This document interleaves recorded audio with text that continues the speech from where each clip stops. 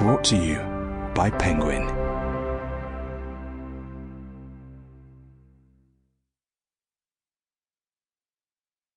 The Power Broker, Robert Moses and the Fall of New York, by Robert A. Caro. Read by Robertson Dean. Introduction. Wait until the evening. One must wait until the evening to see how splendid the day has been. Sophocles.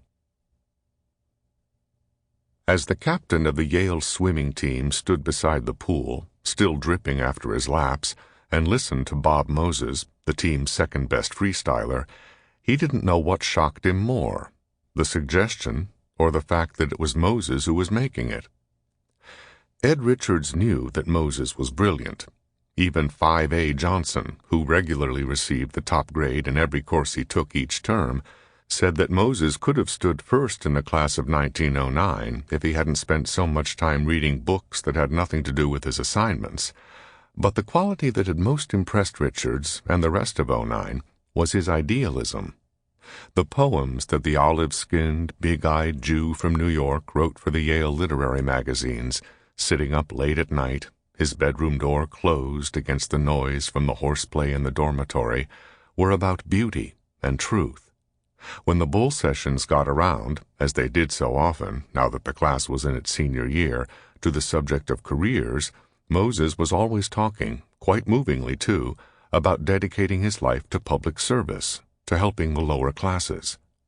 And just the other evening, in the midst of a desultory discussion about which fraternity's nominee should be elected class treasurer, Moses had jumped to his feet and argued so earnestly that class officers should be chosen on merit rather than fraternity affiliation, that the criterion shouldn't be who a man's friends were, but what he could do, that Johnson had said to Richards afterwards, "I feel as if I've had an awakening tonight."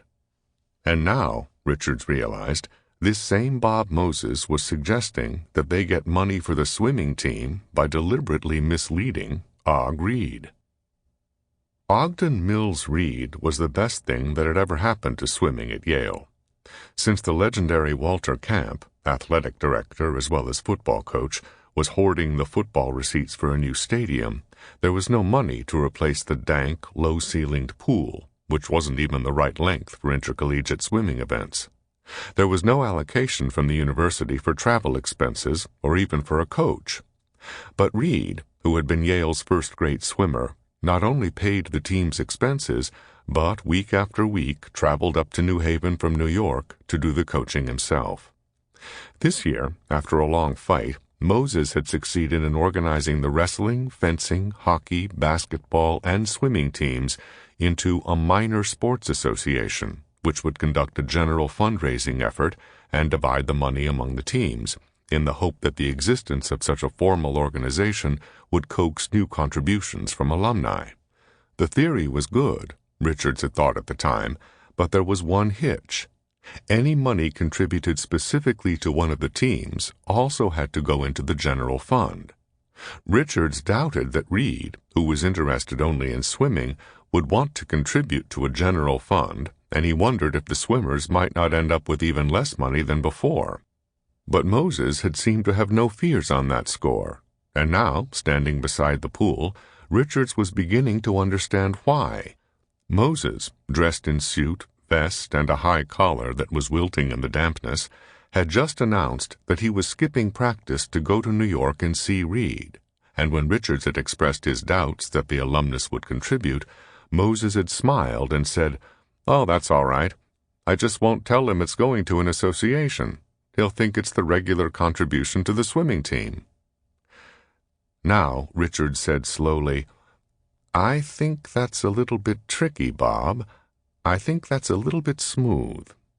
I don't like that at all." With astonishing rapidity, the face over the high collar turned pale, almost white. Moses' fists came up for a moment before he lowered them. "Well, you've got nothing to say about it," he said. "Yes, I do," Richards said. "I'm the captain. I'm responsible. And I'm telling you not to do it." "Well, I'm going to..." Sample complete. Ready to continue?